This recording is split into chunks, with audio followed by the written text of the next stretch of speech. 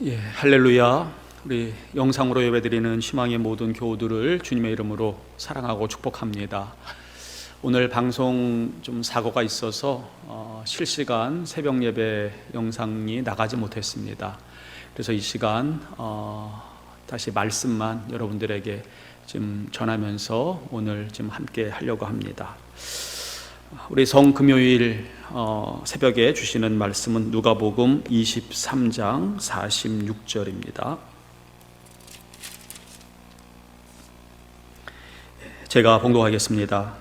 예수께서 큰 소리로 불러 이르시되 아버지 내 영혼을 아버지 손에 부탁하나이다 하고 이 말씀을 하신 후 숨지시니라. 아멘.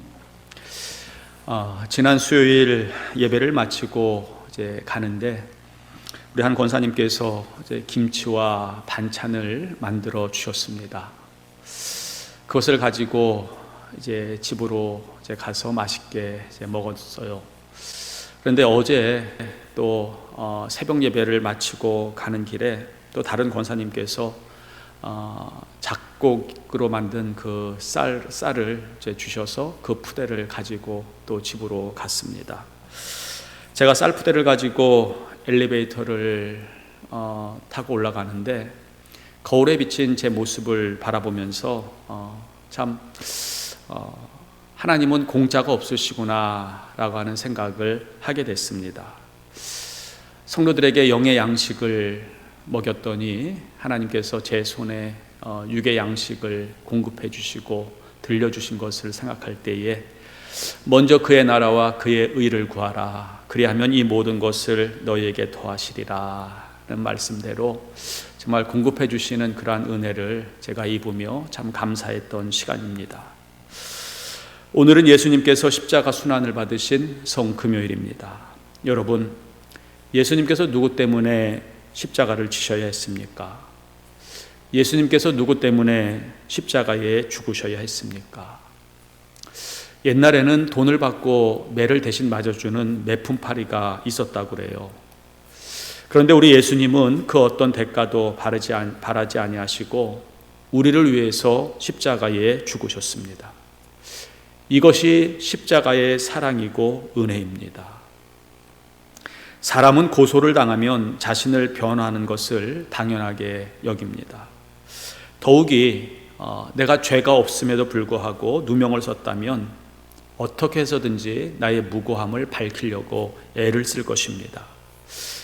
그런데 빌라도 법정에선 우리 예수님의 모습은 전혀 그렇지 않았습니다.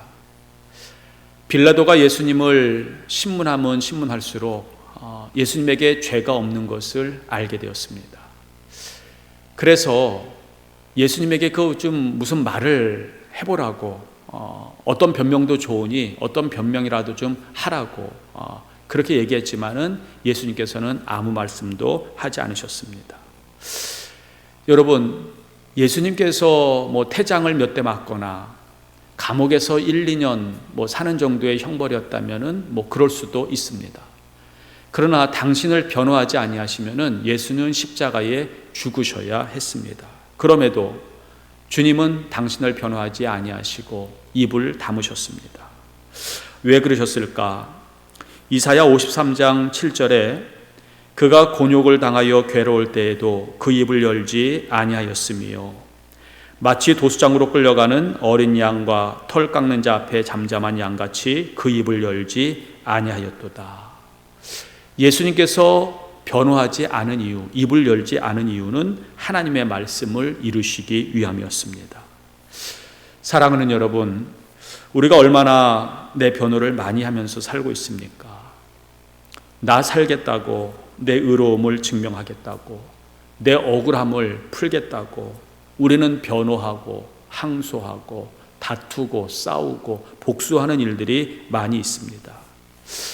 물론 그렇게 해서 혐의를 벗고 진실을 밝히는 거 중요합니다. 또 그렇게 해야 합니다. 하지만 이런 방법도 있습니다.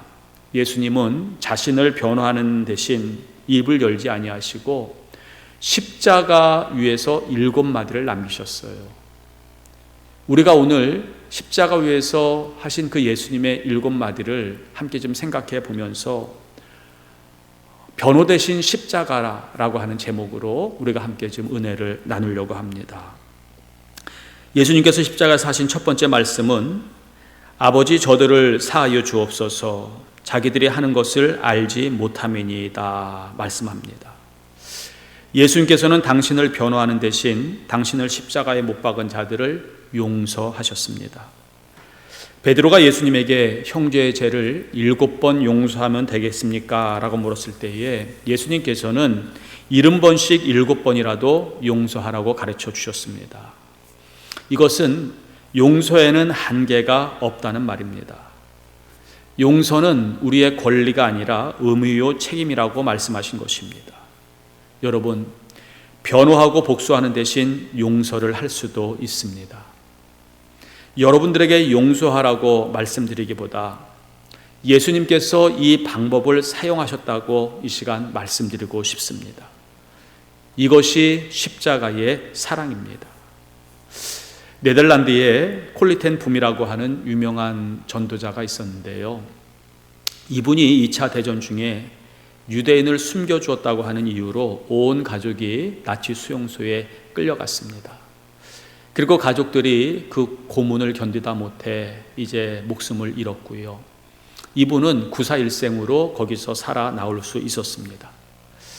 전쟁이 끝난 이후에 그녀는 전도자가 되어서 용서의 복음을 전하는 그러한 하나님 앞에 귀하게 쓰임받는 사역자로 일을 하게 되었어요.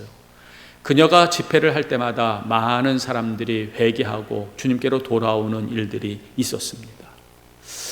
한 번은 독일에서 그녀를 초청해 특별 집회를 할 때에 그때에도 역시 성령의 강력한 역사가 일어나서 그곳에 모인 사람들이 다 회개하고 주님을 영접했습니다. 집회를 마치고 돌아가는 성도들과 이 콜리텐 붐 여사가 일일이 다 손을 잡고 인사를 하던 도중 한 노신사와 악수를 하다가 이 콜리텐 붐 여사가 까무러치고 말았습니다. 왜냐하면 자기 앞에 있는 그분이 바로 자기 가족을 죽인 간수, 자기를 강간하고 고문을 했던 그 간수였기 때문에 그렇습니다. 이 순간 그녀는 하나님 앞에 이렇게 기도를 하지요. 하나님, 저는 다른 사람은 다 용서해도 이 사람은 절대 용서할 수 없습니다. 그때 하나님께서 콜리텐 붐에게 이렇게 응답하셨습니다. 그러냐? 나는 그 사람을 구원하기 위해 십자가에 죽었노라. 십자가에 죽었노라. 여러분, 복수하고 변호할 수도 있습니다. 그러나 용서하실 수도 있습니다.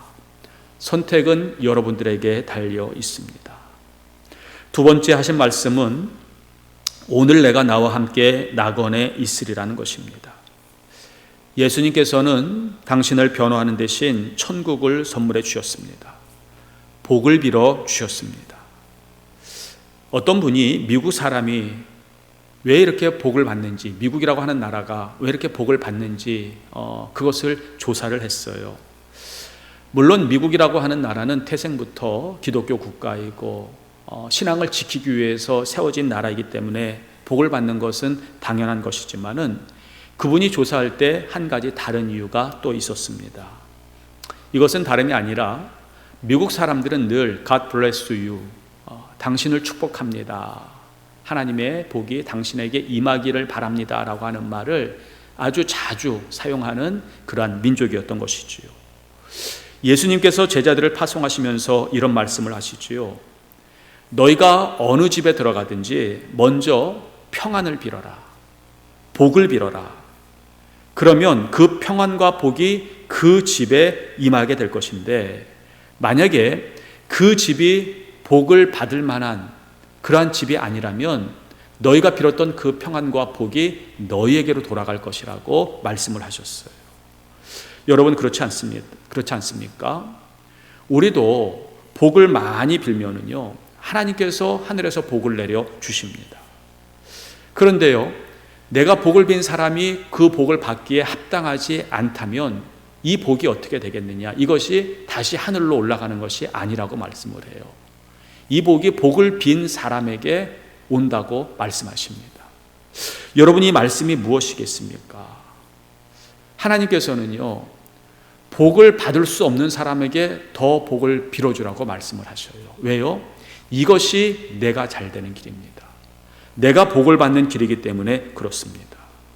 그래서 사실 원수에게 복을 빌어주잖아요. 악한 사람에게 복을 빌어주잖아요. 물론 그 사람이 그 복을 받아서 잘 되면은 감사한 일이지만, 그렇지 못하다면은 이것이 다 나의 것이 된다는 것을 말씀하십니다. 여러분, 나를 변호할 수도 있습니다. 그러나 상대를 축복할 수도 있습니다. 이것이 십자가의 사랑입니다. 세 번째, 여자여 보소서 아들이니이다. 보라 내 어머니라는 말씀을 세 번째로 하셨습니다. 예수님은 당신을 변호하는 대신 다른 사람을 불쌍히 여기시고 걱정하시고 염려하셨습니다. 여러분, 누가 위로를 받아야 합니까? 누가 불쌍히 여김을 받아야 합니까? 예수님이 아닙니까? 예수님이 마땅히 위로받아야 되고 불쌍히 여김을 받아야 되는데, 오히려 예수님은 어머니를 불쌍히 여기시고 남아있는 사람들을 불쌍히 여기셨다고 하는 사실이에요. 성 프란시스의 기도에 보면은 위로받기보다는 위로하라, 이해받기보다는 이해하라, 사랑받기보다는 사랑하라고 말씀하십니다. 한 노인이 길바닥에서 무엇인가를 줍고 주머니에다가 넣는 것을 경찰이 보았습니다. 그리고 그 경찰이 그 노인이 무엇을 주었는가 궁금했어요. 그래서 가서 그것을 좀 보여달라라고 했더니 노인은 그것을 꺼내지 아니하고 또 손으로 꼭 더 쥐고 있는 것이었습니다. 이를 수상하게 여긴 경찰이 이제는 힘으로 그 노인의 팔을 꺼내서 봤더니 그 손에는 피가 흐르고 있었습니다. 그리고 그 손바닥에는 유리 조각이 들려져 있었습니다. 그러니까 이 노인은 길에서 유리 조각을 주어서 자기의 주머니에 넣었던 것입니다. 경찰은 이해할 수가 없었어요. 그래서 왜 유리 조각을 주었습니까? 라고 얘기했을 때 그 노인분이 이렇게 얘기를 합니다. 내가 이것을 줍지 않으면 아이들이 놀다가 다칠 수 있습니다. 여러분, 내 변호를 할 수도 있습니다. 그러나 나보다 남을 더 먼저 생각할 수도 있습니다. 이것이 십자가의 사랑입니다. 네 번째, 엘리 엘리 라마 사박다니라고 말씀을 하셨습니다. 이 뜻은 나의 하나님 나의 하나님 어찌하여 나를 버리셨나이까 라고 하는 뜻으로, 예수님의 십자가 고난에 하나님께서 침묵하셨다라고 하는 것을 말씀하고 있습니다. 여러분, 하나님이 왜 침묵을 하셨습니까? 십자가의 죽음을 누구보다 가슴 아파하시는 분은 바로 하나님 자신이셨습니다. 그럼에도 불구하고 하나님은 당신보다, 당신의 아들보다 우리를 더 사랑하셨기 때문에 십자가에서 절규하시는 예수님의 음성을 들으시면서도 침묵을 하신 것입니다. 여러분, 나를 변호할 수도 있습니다.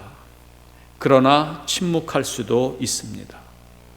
침묵은 당신을 사랑한다고 하는 무언의 소리입니다. 이것이 십자가의 사랑입니다.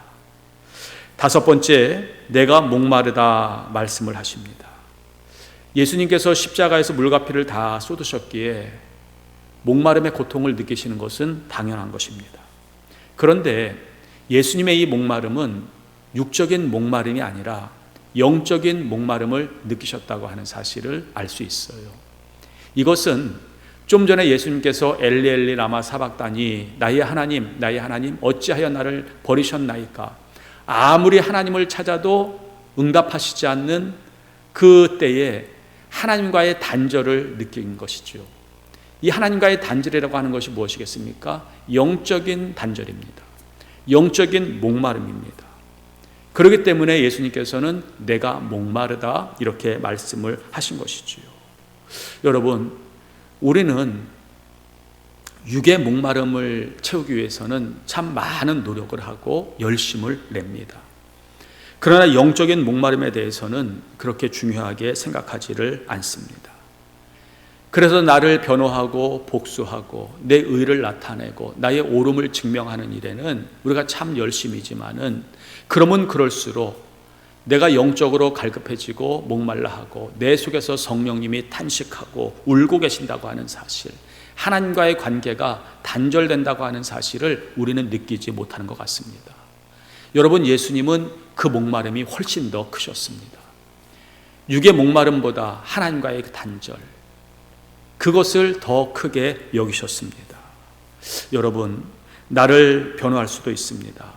그러나 나를 변호하는 대신 영적인 목마름을 느끼며 하나님과의 관계를 더 중요하게 여길 수도 있습니다. 저는 우리 성도들이 영적인 목마름을 더 갈급하게 느끼실 수 있기를 바랍니다. 여섯 번째로 다 이루었다고 말씀을 하십니다. 예수님께서 이렇게 용서하고 또 복을 빌고 불쌍히 여기고 침묵하고 육의 일보다 영의 일을 더 귀하게 여기니 마침내 승리를 이루셨습니다. 이것이 승리를 이루는 힘이었고 무기였습니다. 십자가의 사랑으로 승리하셨습니다. 하나님의 구원 역사를 이루셨습니다. 그리고 다 이루었다. 당신을 변호해서 당신의 의를 나타내서 승리하신 것이 아니라 십자가로 승리하신 예수님입니다. 여러분, 우리도 나를 변호해서 승리하려고 하기보다 십자가로 우리의 모든 것을 다 이루실 수 있는, 승리하실 수 있는 우리 희망의 성도님들이 되시기를 바랍니다. 마지막으로 아버지여 내 영혼을 아버지 손에 부탁하나이다 말씀하시고 숨을 거두셨지요. 예수님은 당신을 변호하는 대신에 당신의 영혼을 하나님 앞에 맡기셨습니다. 로마서 12장 19절, 내 사랑하는 자들아 너희가 친히 원수를 갚지 말고 하나님의 진노하심에 맡기라. 기록되었으되 원수 갚는 것이 내게 있으니 내가 갚으리라 주께서 말씀하시니라. 여러분, 원수는 하나님이 갚도록 주님 앞에 맡기십시오. 나의 짐은 주님이 지시도록 주님 앞에 의탁하십시오.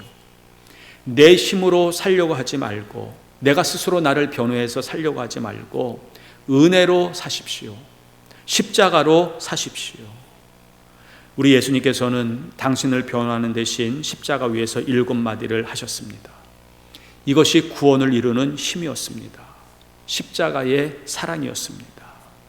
오늘 우리가 나를 위해서 변호하고 나를 위해서 그렇게 나의 의로움을 나타내려고 하기보다 주님의 십자가를 바라보는 우리 성금요일이 되었으면 좋겠습니다. 빌립보서 2장 5절로 11절 말씀을 읽겠습니다.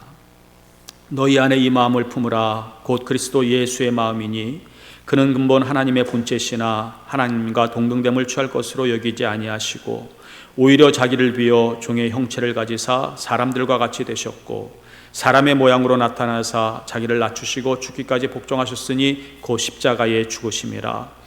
이러므로 하나님이 그를 지극히 높여 모든 이름 위에 뛰어난 이름을 주사 하늘에 있는 자들과 땅에 있는 자들과 땅 아래에 있는 자들로 모든 무릎을 예수의 이름에 꿇게 하시고 모든 입으로 예수 그리스도를 주라 시인하여 하나님 아버지께 영광을 돌리게 하셨느니라. 너희 안에 이 마음을 품으라. 변호 대신 십자가로 승리하십시오. 정말로 십자가가 우리의 승리의 도구가 되기를 원하고 우리의 승리의 힘이 되기를 원하고 우리의 자랑이 되기를 원합니다. 최후 승리를 얻을 때까지 주님의 십자가를 사랑하시는 우리 성도님들 되시기를 주님의 이름으로 축원합니다. 기도하겠습니다. 은혜로우신 아버지 하나님, 사람들의 방식은 나를 드러내고 나의 의로움을 스스로 증명해내면서 승리하려고 하지만은 우리 예수님께서는 그와는 다른 방법으로 승리하셨음을 오늘 우리들에게 보여주셨습니다. 주님, 우리도 십자가로 승리할 수 있도록 도와주시옵소서. 나를 위해 살고자 하는 자는 죽게 되고 주님을 위해 살고자 하는 자는 살게 된다고 말씀하셨는데, 주님, 나를 살리려고 하는 자가 아니라 우리가 주님을 살리려고 하는, 주님을 위해서 살려고 하는 그 십자가의 삶을 살아갈 때에 오늘도 십자가 구원의 역사, 십자가 생명의 역사가 우리에게 임하는 줄로 믿습니다. 우리 희망의 성도들, 영원토록 주님의 십자가 바라보며 살아갈 수 있도록 도우시고, 세상의 방법이 아닌 주님의 방법으로, 십자가의 방법으로 다 이루며 살아갈 수 있도록 인도하여 주시옵소서. 감사드리며 예수님의 이름으로 기도하옵나이다. 아멘.